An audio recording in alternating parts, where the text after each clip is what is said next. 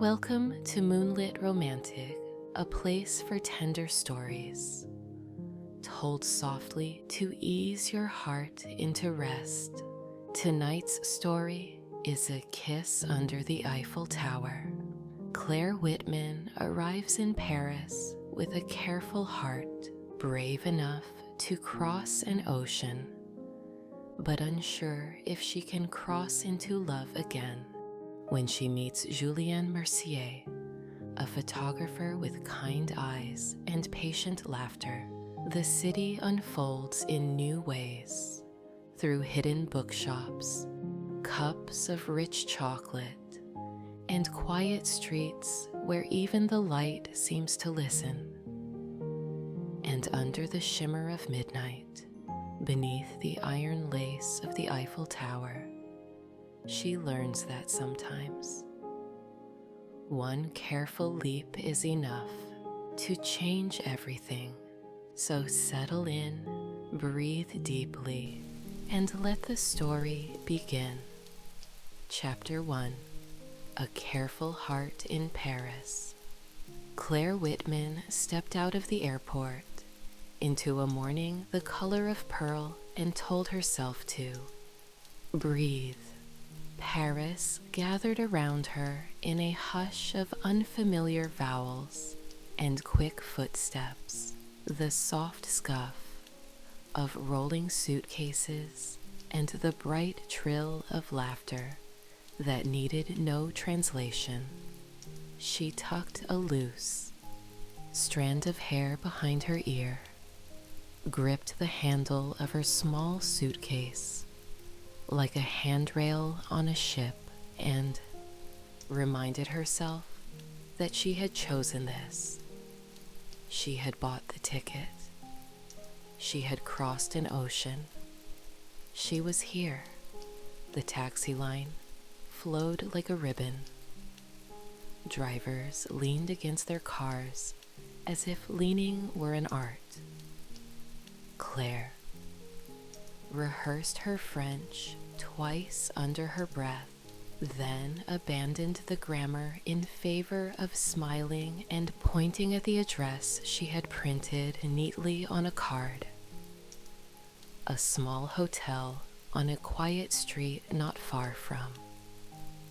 The river, the driver nodded, made a soft approving sound, and whisked her into a city that unfolded like a book she had always meant to read. They slid past plane trees and pale stone buildings with iron balconies that seemed to gossip among themselves. Bakeries opened their doors to the morning, tilting warm air and the scent of butter into the street. Cyclists in scarves threaded traffic with a confidence that made Claire want to applaud. She pressed her forehead lightly to the cool window and tried to catch everything at once. A flower stall blushing with peonies, a woman walking a very dignified dog, a cafe where cups clinked like small bells. Her hotel was a narrow wedge of charm, with a red awning and a brass bell on the desk that did not need ringing, because a woman appeared the instant Claire stepped inside. The lobby smelled faintly of beeswax and some flower Claire could not name. The floor tiles were a cheerful checkerboard that made her feel as if she had stepped into a postcard. Check-in was a braid of English and French and kindness. A key, not a card, but an actual key with a weighty fob, dropped into Claire's palm. It felt like permission. Her room had a window that opened onto a slate roof stitched with chimneys. The bedspread was a soft linen, the kind that carries summer even in winter. Someone had placed a single macaron on the nightstand, as if to say, "Welcome home for now." Claire set her suitcase on the stand, lined up her passport and phone and the paper map she had insisted on bringing because paper could not run out of battery, then sat on the edge of the bed and let the quiet reach her. Her best friend should have been here. They were meant to burst into this room together, fall onto the bed laughing, make an immediate plan for croissants and museums, and buying hats they did not need. But life had tilted. A last-minute emergency had pulled her friend away, and Claire had stared at the blinking cursor of a cancellation email and felt the old habits rise like tide. Be practical, be safe, do not go alone. Then, in a sudden flare of rebellion, gentle enough to feel like grace, she had closed the laptop, picked up her suitcase, and come anyway. Now Paris waited outside the window like a story requesting its first sentence. She washed her face in water that felt more honest than jet lag deserved, changed her shoes, and told the mirror, "We will start with a walk and something warm in a cup." The mirror, very French, approved with a small, forgiving shrug. The street greeted her with the kind of light that makes everything look recently painted. She followed it toward the river because rivers are good at giving direction without scolding. A bookstall along the quay shrugged itself awake, all green shutters and neat stacks of old postcards, fashion magazines with women who looked like size, and dog-eared paperbacks whose spines had been creased by strangers in love with sentences. Claire paused, touched a cover as if to say hello to every reader who had touched it before her. "Bonjour," said a voice behind her, low and warm, with the faint rasp of someone who had stayed out late telling stories and laughing. She turned, ready to apologize for lingering too long without buying, and saw a man with an old film camera resting against his chest on a worn leather strap. He wore a charcoal coat and a scarf the color of fog, and his smile arrived first, the way certain songs begin, with an opening chord that feels like a door. His hair had that agreeable disarray that suggests both wind and refusal to worry about wind. His eyes held a kind light. "Please," he added in friendly English when he saw her hesitation, "you may touch the books. They like it." Claire laughed, surprised by how easily the sound escaped her. "Then I will try not to offend them." He tilted his head, as if filing away the laugh for later. "They are difficult to insult, and pleased to be chosen. It is like Paris." He gestured toward the river, with a small, courtly flourish. "First morning?" "It shows, does it not?" she said, feeling heat rise to her cheeks. "It shines," he corrected. "You have the look of someone who has just opened a letter with good news." He tapped his camera lightly. "Julien Mercier." "Claire Whitman," she replied, and the syllables of her name sounded different here, shinier somehow, as if vowels had been polished in the pocket of a coat. "A good name," he said. "American?" "Yes." He nodded as if this confirmed a pleasant theory. "Then may I offer a suggestion, Claire Whitman of America? There is a cafe just there." He pointed toward a corner where a striped awning held back a scrap of winter. "And there is a server who will decide to like you at once, and bring you chocolate so thick it requires patience. After, the city will be easier." She should have thanked him, and moved along, entry complete, stranger catalogued under kind men with cameras. Instead, she heard herself ask, a little shy, "Do you have time to show me which cafe is the right one?" He smiled again, Smaller this time, more private. I always have time for a first cup. He stepped aside so she could walk next to him, and together they crossed to the cafe where small round tables collected conversations like coins. Inside, the door chimed a little brass note. The server did, in fact, decide to like Claire at once. This seemed obvious from the flourish with which she placed a mug of hot chocolate on the table, and said something that Claire did not entirely catch, but understood perfectly. There, now. Julien ordered a coffee, the color of conviction. The cups steamed. The window framed a slice of river and a patch of sky, where a gull argued cheerfully with no one. So, Julien said, wrapping his hands around his cup. Why Paris? Claire spun the mug a fraction of an inch on its saucer. Because I have always wanted to come, and always found a reason not to. Because my friend had to cancel, and I thought perhaps I would be brave. Congratulations, he said at once, as if she had announced a graduation.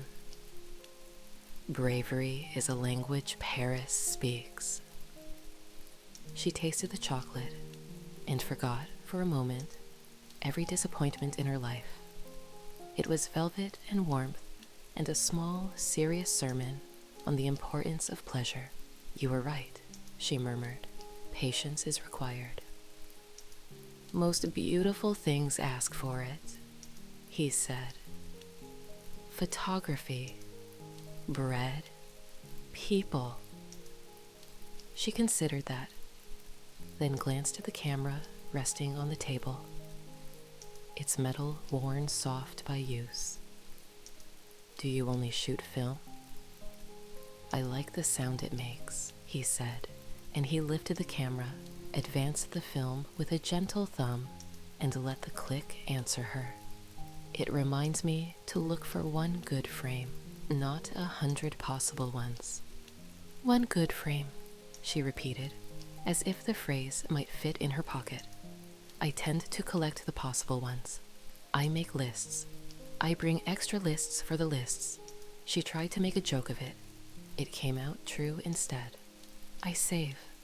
I plan. I do not leap. You crossed an ocean, he said mildly. That is a leap. She felt the compliment land and settle. It was small and solid, and hers. Perhaps, she allowed. A careful leap. He glanced through the window, where the water made a slow braid of light. There are careful leaps, he agreed, and there are good ledges. He turned back. May I show you a few today? Places that are kind to beginners. Beginners? She echoed. At Loving the City, he said, eyes alight. Not the brochure Paris, my Paris. Bookshops that smell like paper and dusk. A bridge where the boats make poetry on the undersides of the leaves. A garden in winter where the chairs look like thoughts. The idea tugged at her. It also scratched at the soft door of caution that lived in her ribs. She had traveled alone for the first time. She had met a man whose smile disarmed her. She should go back to the hotel, make an itinerary, open the map to a rational grid. She should, and yet she did not want to. Just for a little while, she said. Just for a little while, he echoed, and the promise felt precise rather than vague. They began with a bookshop tucked in a lane so narrow it seemed meant for whispers. The bell at the door dinged politely. Inside, shelves leaned with purpose. A cat slept on a stack of poetry and did not wake when Claire stroked its ear. It had the deep trust of a creature adored by many. Julien led her to a corner where paperbacks in English had gathered to be helpful. she found a slim novel with a cover that looked like rain on an orange umbrella. She bought it for the title alone and tucked it into her bag like a charm. They crossed to the river again and followed it, boots keeping time with the water. At a bridge made of lace carved in stone, Julien pointed to a place beneath where the current pressed its shoulder against the pillars and the light made a secret. "There," he said, "that is where I take people when they have forgotten they are allowed to be surprised." "And does it work?" she asked. "Often," he said, and did not press. They walked without hurrying. He told her the smallest stories: a baker who whistles softly while shaping loaves, a violinist who returns to the same corner every evening in all seasons because that is where the notes, like the air, a woman who hangs blue shirts on a balcony line and waves to a neighbor she does not know. Claire listened and felt her careful edges soften, not because she was unsafe, but because she did not need them quite so sharply, in a city that held her, light as a hand on the back. In the late afternoon, he showed her a square, where trees had shed their leaves and left a pattern on the cobbles, like lace set down to cool. Children invented games whose rules changed minute to minute, and always ended with laughter. Two old men argued in a way that made it clear they were only rehearsing happiness. Julien bought 2 paper cones of roasted chestnuts and placed one in her hand for warming, he said. They ate, fingers fragrant and a little sticky, and Claire learned that a chestnut can taste like a memory of campfires and kindness. She laughed when a bit of ash left a dot on her nose. Julien, without thinking, reached to wipe it away and then stopped, apology in his eyes for crossing into a space he had not been invited. "It is all right," she said, surprised at her own steadiness. "Thank you." Day chose to end. The sky put on its deepening blues, then a braiding of gold where windows woke. Street lamps opened their soft eyes. The city shifted into its evening voice, lower and slower. Violin through an open door. Plates touching plates, like a conversation that would not end for a long time. "I should let you rest," Julien said at last, as if the words cost something.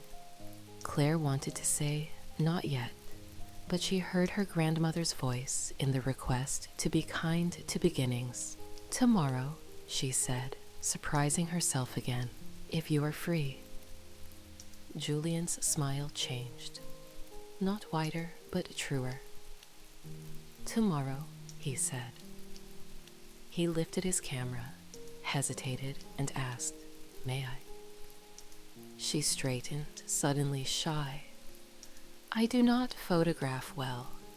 Everyone photographs well when they are exactly where they are," he said. "We will not perform. We will keep it simple. One frame." She took a breath, set her shoulders down from their old post and nodded. He raised the camera.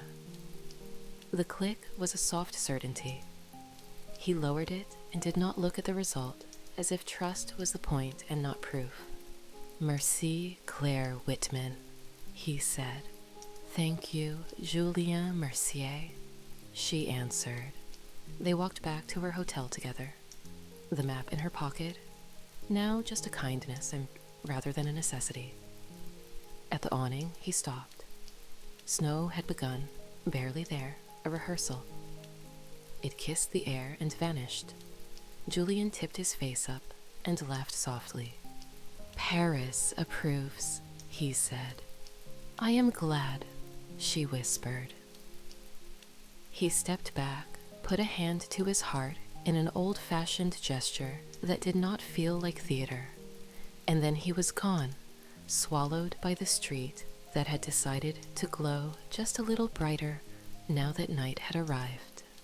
Claire climbed the stairs to her room and opened the window to let the city in. Bells from somewhere far and kind drifted across rooftops, a stitched line of sound.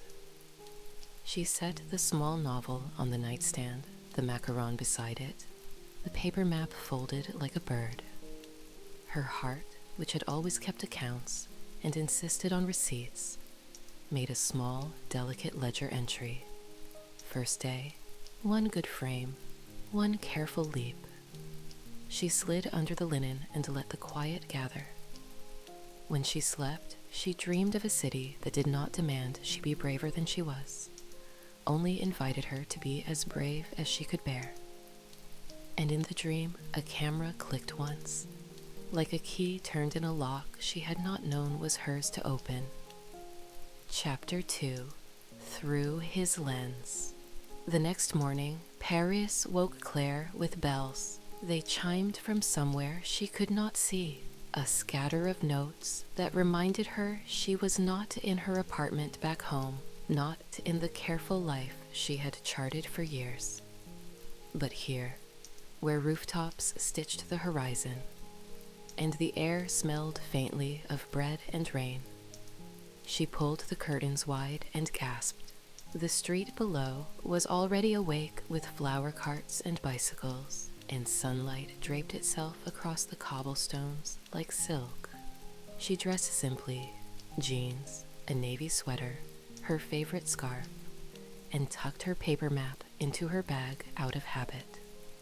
She had promised herself that today she would be bold enough to say yes when boldness knocked, and boldness, she suspected, had a smile and a camera, and the name Julien Mercier. When she stepped outside, she nearly collided with him. He leaned casually against a lamppost, camera around his neck, as if waiting had been effortless. "Bonjour, Claire Whitman," he said, as if greeting her were part of the city's ritual. She laughed, startled. "Were you planning to appear out of nowhere?" "Yes," he admitted. "It makes me seem mysterious." "Did it work?" "A little," she said, cheeks warming despite the morning chill. "Good. Then come. Today, Paris has agreed to be generous." He motioned for her to follow, and she did. They began at a cafe tucked into a crooked street where chairs spilled onto the sidewalk as though in a hurry to gossip. Julien ordered coffee for himself and a buttery croissant for her, insisting that breakfast in Paris was meant to be simple, light, and full of flakes that would land on her sweater no matter how carefully she ate. She tried to resist, failed, and laughed when a piece of pastry clung to her scarf. Julien snapped a photo.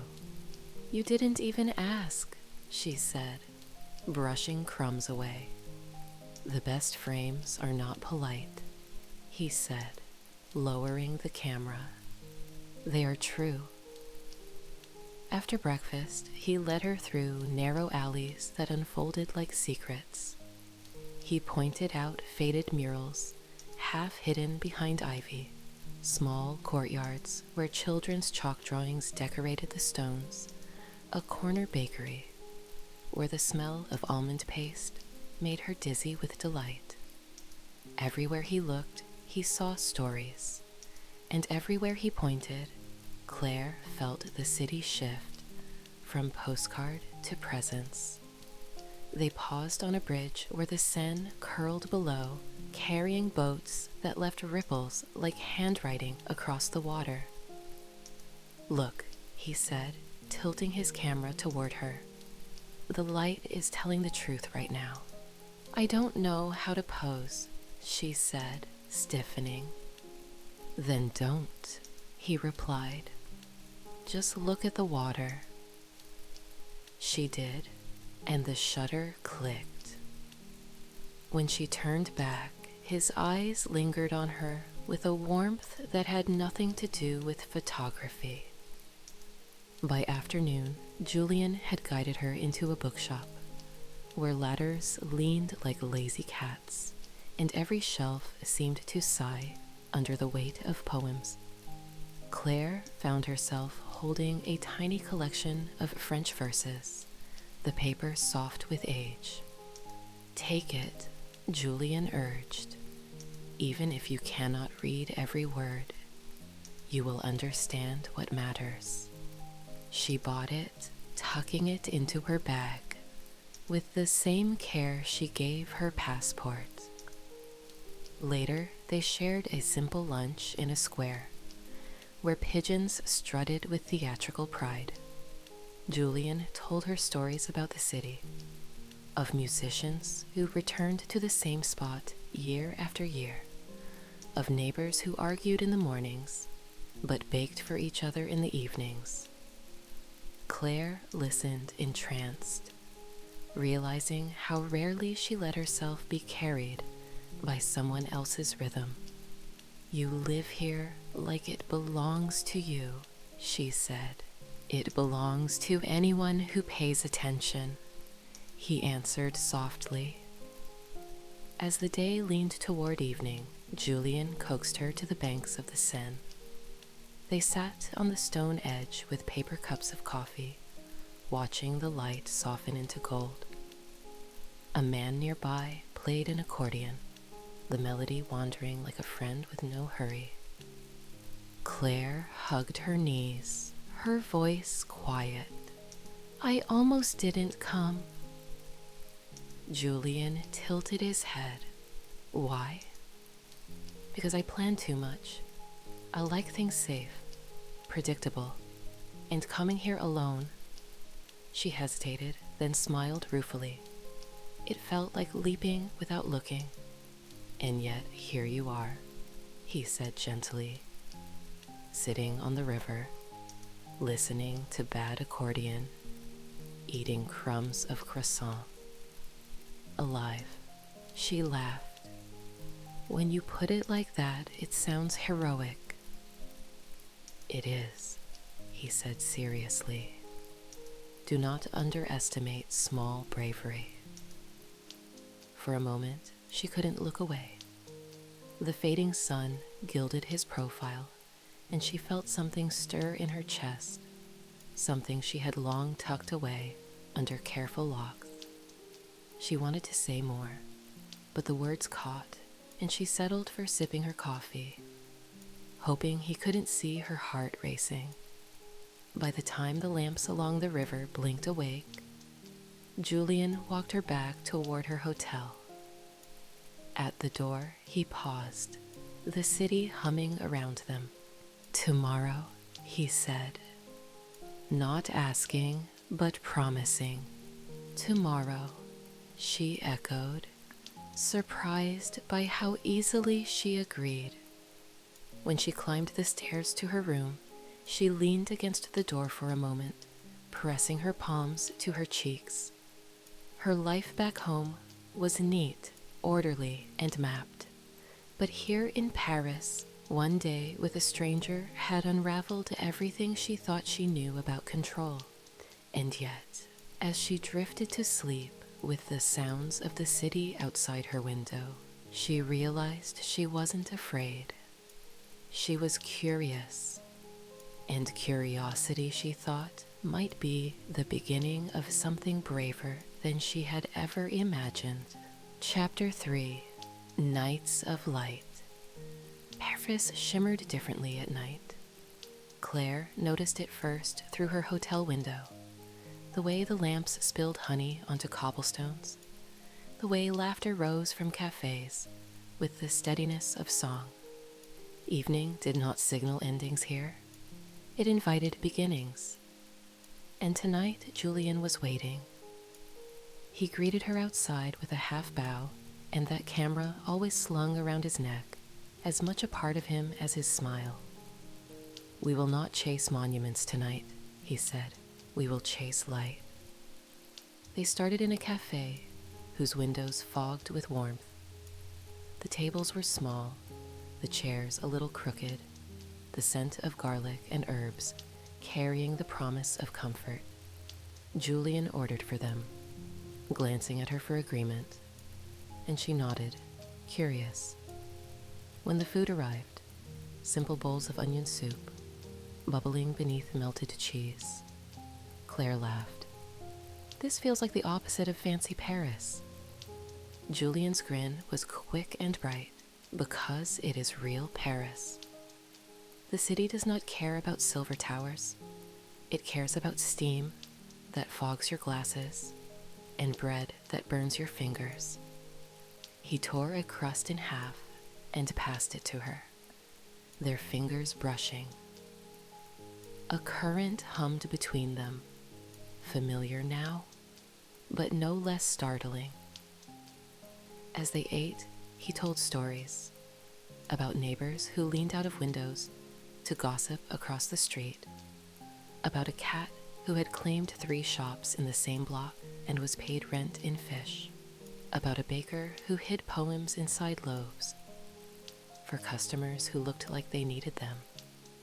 Claire listened, laughing more freely than she had in months, her shoulders loosening, her heart unspooling. Later, they wandered through a square, lit by strings of lanterns, where a violinist played under the awning of a flower stall. Couples danced in the street, the kind of dancing that was more sway than step, as if the music had persuaded their bodies to listen. Julien held up his camera, then paused. "Dance with me first," he said. Claire blinked. "I don't dance." "Not like this." "Then we will sway," he replied, extending his hand. She hesitated, glancing at the couples, the violinist, the watching strangers. But Julien only waited, his hand steady, his smile patient. Slowly, she slid her hand into his, and just like that, the city folded around them. They moved without rhythm at first, then with it, her cheek brushing his shoulder as laughter spilled from her lips. She wasn't graceful, but she was present, and when he laughed too, she realized that presence mattered more than perfection. When the song ended, Julien lifted the camera and snapped a frame before she could protest. "Proof," he said softly, "that you danced." Her cheeks warmed, but she didn't ask him to delete it. They walked along the Seine as the night deepened. Street lamps painted ripples of light across the water. A man played an accordion, the melody wandering like a dream. Claire leaned on the stone railing, watching the boats drift beneath bridges that looked older than memory. Julien leaned beside her. "Paris looks different through your eyes," he said. She laughed softly. "I haven't done anything except gape like a tourist." "Ah, but you notice. You see details and hold them close. You have the heart of a photographer, even without a camera." She turned to him, startled by the earnestness in his voice. His eyes held no teasing, only truth. Something in her chest shifted, fragile and terrifying. Julien lowered his gaze to the water, as if giving her space. Most people rush past beauty. You pause. That is rare. The silence stretched, full of something unspoken.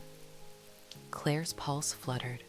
For one breathless moment, she thought he might lean in, and part of her wanted him to, wanted it desperately. But fear tugged harder. She stepped back, hugging her coat around her. It's late. I should get back. He studied her for a moment, then nodded gently. Of course. His smile returned softer now. Tomorrow? She hesitated, then whispered, tomorrow. Back in her room, Claire pressed her fingers to her lips, though no kiss had landed there. She stared out the window at the lights glimmering on the river and admitted what she had been avoiding. Something was changing. Paris was changing her. Julien was changing her. And she didn't know if she was ready. But as she slid beneath the linen sheets, listening to the distant hum of music still threading the streets, she realized she wanted to be. Chapter 4. A Kiss Under the Eiffel Tower. The following evening, Paris wore its most dazzling dress. The sky had folded into velvet darkness, the streets shimmered with lamplight, and the Seine flowed like ink laced with gold. Claire stood outside her hotel, nerves prickling like frost beneath her coat. She had told herself she wouldn't come, that this was too much, too soon. And yet, when Julien's message had arrived, meet me at midnight, beneath the tower that sparkles, her heart had answered before her reason could argue. Julien was waiting at the corner, camera slung across his chest, scarf tucked loosely around his neck. He smiled when he saw her, not wide or showy, but as if he had been holding the smile only for this moment. You came, he said. Of course I did, she whispered, surprising herself with the certainty. They walked together through streets that seemed to lean closer in approval. Cafés spilled laughter. The smell of roasted chestnuts drifted through the air, and above it all, the promise of the Eiffel Tower grew larger. Each iron arch a heartbeat closer. When they reached the Champ de Mars, Claire stopped short. The tower rose before her, immense and graceful, lit in golden light that made the night itself seem shy. It was more than a monument. It was a presence, humming with the electricity of dreams. Julien watched her face instead of the tower. You see, he said softly, it is not a landmark. It is a confession. She laughed, the sound half breath, half disbelief. It feels impossible. Good, he murmured. Impossible is where life begins. They found a spot beneath the arches where the lattice of iron framed the stars. Around them, couples strolled, families posed for photos. A violinist played a tune that felt older than the city itself. Midnight was close. Julien lifted his camera, then lowered it again. Not this time, he said. Some moments cannot belong to film. They must belong only to us. Her heart stuttered. She wanted to say something safe, something practical, but the words wouldn't come. Instead, she looked up at the tower as the clock struck midnight. And then, like magic, the lights burst into a shimmer, sparkling across the iron like stars made flesh. Gasps rose from the crowd. Children clapped. The whole city seemed to hold its breath. Julien turned to her. Claire, he said, her name soft as a vow. She looked at him, really looked, at the tousled hair, the kind eyes, the patience in his silence, at the man who had shown her hidden bookshops, shared roasted chestnuts, taught her that presence mattered more than perfection. And something in her finally unlocked. She stepped closer. I'm scared, she whispered. So am I, he admitted. And then she rose onto her toes, and he bent his head, and their lips met beneath the glittering tower. The kiss was not rushed or dramatic. It was steady, certain, and breathtaking in its simplicity. Warmth poured through her, like light spilling into a long closed room. She had expected fire or thunder. Instead, she found peace, like coming home to a place she had never been. When they parted, the world continued its applause. The shimmer of lights, the violin's song, the soft murmur of strangers who would never know what had just shifted inside her. Julien rested his forehead against hers. "One kiss," he said, voice low, "and nothing will be the same." Claire closed her eyes, letting the truth of it settle. For the first time in years, she felt unafraid of change. Then let nothing be the same. They walked hand in hand, back along the river, the tower glowing behind them. Claire's heart was light and steady, as if it had been waiting for this moment all along. She knew questions remained, her life back home, his here in Paris. But for now, the answers could wait. Tonight was about the leap and the softness of landing in someone's arms. As the city cradled them in light and music, Claire thought of her old, careful lists, the plans and savings and walls she had built.